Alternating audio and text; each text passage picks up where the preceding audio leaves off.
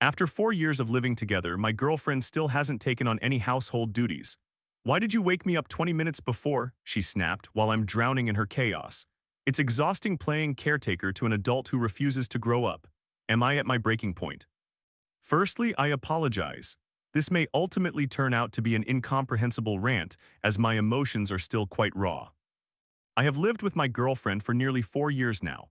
She is currently unemployed due to issues such as borderline personality disorder, depression, and social anxiety, which make it very challenging for her to maintain a steady job. The arrangement was that she would manage the household chores such as cleaning and cooking, while I would provide for our financial needs.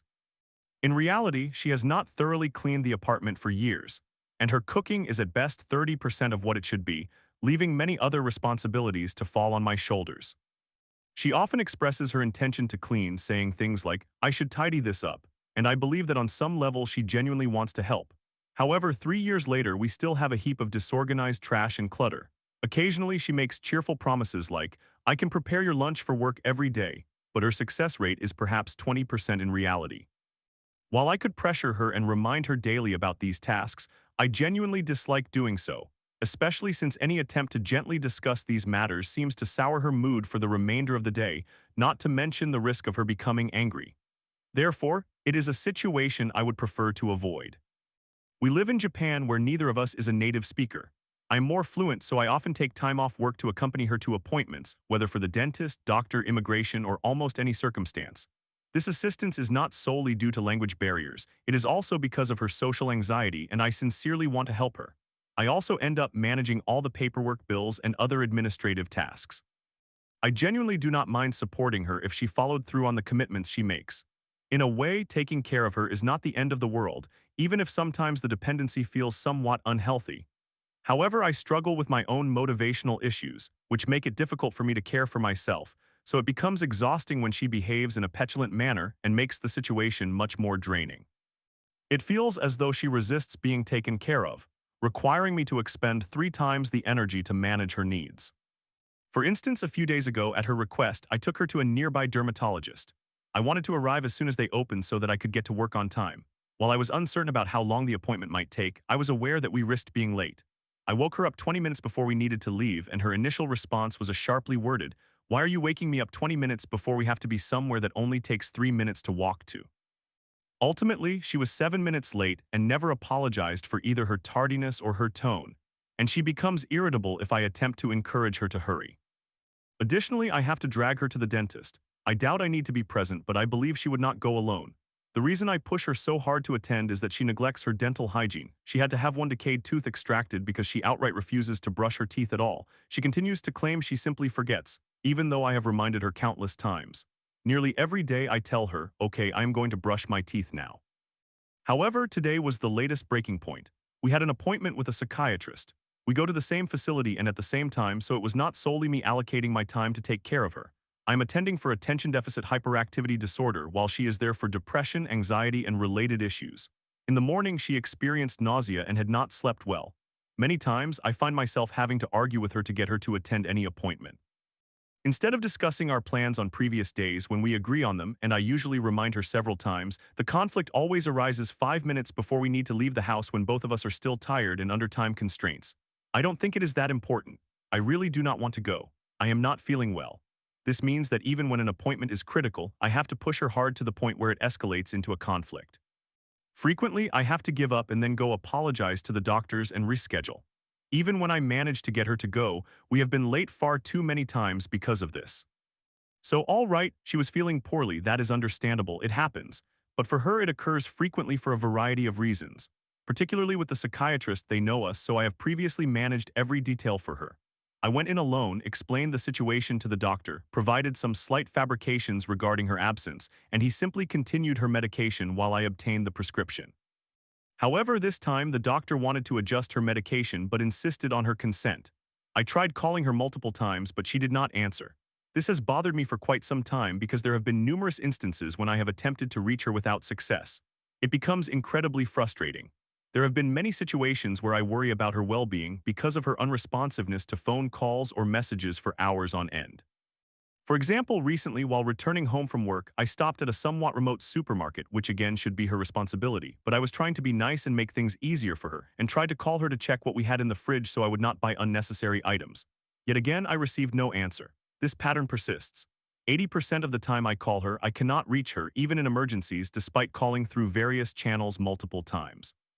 As an aside, I often find it easier to handle some of her responsibilities directly because if I even gently suggest that she take care of something, she reacts very negatively and becomes impossible to communicate with. Now, it might be somewhat justifiable if it were merely an honest mistake. Perhaps she was in the bathroom and could not hear the phone ring, but this issue keeps recurring. So after the supermarket incident, I wanted to conclusively determine why it was so challenging to contact her. It turns out she has her ringtones completely muted and does not utilize vibrations. I spoke with her and asked if it was acceptable to adjust her phone settings to allow my ringtone to come through. I have mentioned before how important it is for me to reach her in case of immediate needs, and I asked her to look into it, but she brushed it off. Therefore, I only call her when I really need her immediate attention, which is infrequent. She does the same to me much more often while I am at work. For example, just yesterday she called me to ask a random math question. I did set up a custom ringtone specifically for my calls. However, later she became upset because I was tampering with her phone, even though I had requested her permission, leading to an argument. Initially, she accused me of shouting and claiming I grabbed her phone without consent, but she later retracted those accusations, only to bring them back later. Frequently, her version of events is not only extreme but also inconsistent. Fast forward to our conversation about my calls regarding the doctor's appointment. After I explained the situation, I sent her a message clarifying why I had called and asked, "Did we not set up the ringtone for you, or did you just not wake up to it?" Her only response was, "I don't know." It turns out that after the last custom ringtone was set up, she simply turned it off quietly and then lied about it. When I discussed this face-to-face, her defense was, "You do not take no for an answer, so I just agreed with you and later switched it off." I genuinely believe that I would accept a no if I were given one, but I would like to have a conversation about it first, particularly since her only rationale for not wanting a ringtone for me is that she does not want her phone to make sounds. Interestingly, she has an alarm that rings every day which she regularly forgets, but it only serves to remind her of one thing each Wednesday. When I pointed this out, her response was, "Okay, I will deactivate the alarm, problem solved." When I noted that this logic does not add up since she has allowed her phone to make unexpected sounds daily while I call her maybe once every 2 months, her reply was, "Oh yes, just because it does not make sense to you, I must agree with everything you say. I am not obligated to respond to you," followed by, "Oh, the little prince just wants everyone to do everything he tells them to." This is the same person who frequently insists that when I do something she considers wrong, my true intentions are irrelevant. It is only about how she feels. There is a degree of truth to this as it pertains to her perspective, but we are discussing matters where I genuinely have the best intentions, and I am fairly certain that 99% of other people would not object. The issue is that this sentiment always seems to go in one direction.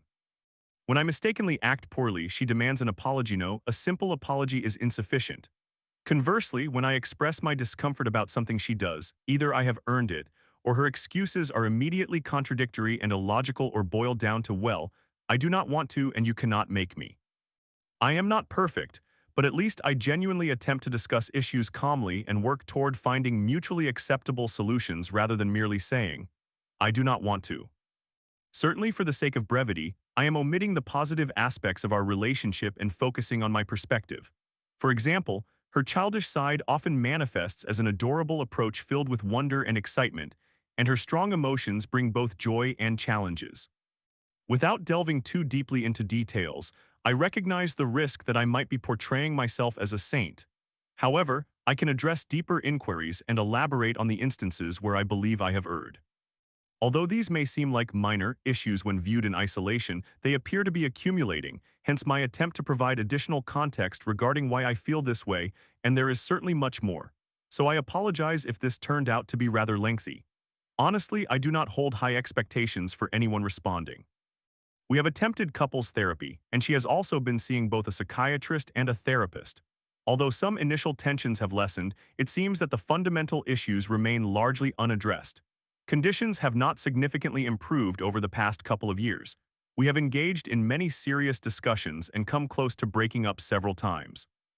Following those conversations, she often adopts a notably positive demeanor for a while, sometimes acknowledging her faults and seeking forgiveness, only to revert to old patterns weeks or months later. complaining that I continually force her to apologize and agree with me. I simply do not want this cycle to continue repeating, but I am at a loss for what to do to salvage our relationship. I also fear that if I initiate a conversation about these concerns, it will mark yet another instance of a very similar serious dialogue where I have consistently extended her the benefit of the doubt and opted to give her another chance, hoping for improvement. At this stage, I am genuinely contemplating giving up on her. Due to my own challenges, as I mentioned, I find it exceedingly difficult to care for myself, making it hard to support someone who does not take her limited responsibilities seriously, is unable to care for herself, and turns the act of caring for her into a burden. She is supposed to take care of me and manage the household as well, but instead, she becomes an enormous drain on my energy, which may simply be too much for me to handle at this point. Story 2. Stuck in a guilt trip. You do so much for us, Mom said, leaving me questioning my independence. How do I escape my suffocating family dynamics without destroying our fragile peace? At 25, all I want is my own life. Will I ever break free? I apologize for the lengthy post, but here it is. I am a 25-year-old female, and I am becoming increasingly weary of living at home. I worry that there may not be a compelling reason for me to move out. For clarification, I am the oldest of 3 children with 2 younger siblings who are twins, both 23 years old and female. I attended college just 30 seconds away from my high school, so I lived at home in a very rural area and commuted for my 4-year degree, which was the most financially sensible option. Nonetheless, I felt quite constrained as I could not come and go as I wished. Technically, I could if I communicated my plans to my parents, who are both 58 years old, male and female respectively. I struggle with this communication, but that is a different issue. As a music major with assignments that required access to our 24-hour recording studio, it was often difficult to predict when I could return home. My mother also tends to be a bit overprotective and cannot sleep unless she knows I am home and not in a precarious situation, which she is able to check because she tracks my location for safety, something she still does. After graduating, I had no immediate plans for moving out but thought I would eventually find a job or opportunity that would take me to a city more suitable for pursuing a career in music. At that time, I held several part-time jobs and had a reasonable amount of savings, so I was not overly concerned about being unemployed if I decided to move. Unfortunately, this was in 2022, and the COVID-19 pandemic was not completely over. My primary job was 20 minutes away and related to my field as closely as possible considering my location. So I remained at home while I focused on building my career online via social media, which is critical for aspiring artists in the 2020s. Now, 3 years after my graduation, I find myself in the same situation I was in back then. My sisters are about to graduate from college, and they both lived off campus during their studies. I have no desire to live at home with my family as I have throughout my entire life. Although I do not work full-time, I have the opportunity to advance within our company if I choose. I also have several side projects, including streaming on social media, which, while it does not cover my expenses, leads to a markedly different sleep schedule compared to everyone else and results in a sense of embarrassment since I tend to wake up late. I have a brand new car I am quickly paying off. I can cook and contribute to our family of 5 by paying for groceries and takeout, which totals around $300 per month.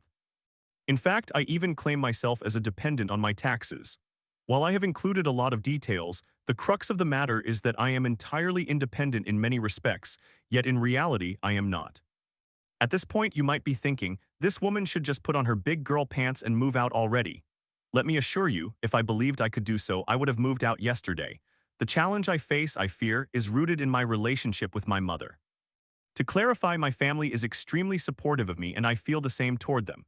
My father runs a business from our home where I assist him primarily with technology-related issues. My mother is a teacher at a local elementary school, and I also help her with her work in a similar capacity. My sisters are both pursuing creative fields like I am, but one has a disability and requires a great deal of physical assistance. She possesses exceptional writing talents for essays, poetry, and scripts, but she is unable to type them independently.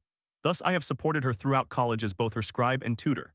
She will soon complete her degree, which has me excited because it means I will no longer have that responsibility.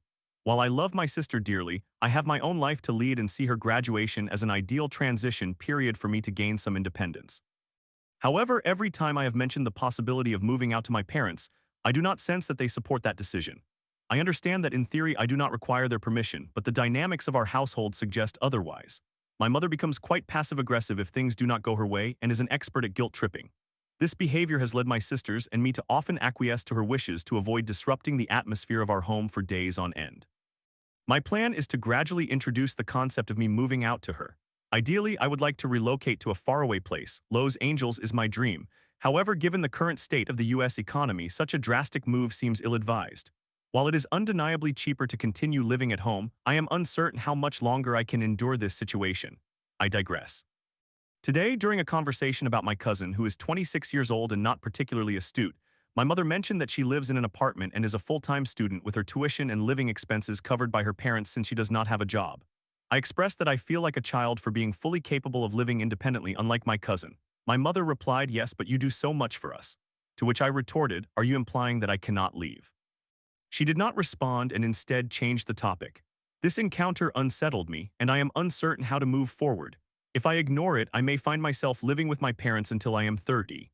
If I assert myself regarding my desires and needs, my relationship with my mother could be adversely affected. In the past, when I tried to explain to her that I possess more knowledge about the music industry than she does because I had spent the last 4 years studying it, she asked how I could possibly think that way. I replied, and she did not speak to me for 2 days, after which I ended up apologizing. I am at a loss for what to do. I cannot envision this scenario being my life indefinitely. How can I cope with my situation or muster the courage to move out? All advice would be appreciated. However, simply saying just do it is not very helpful.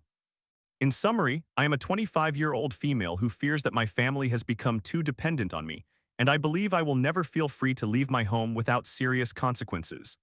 I am entirely capable and have grown tired of living at home for years, but I am too afraid to make any changes.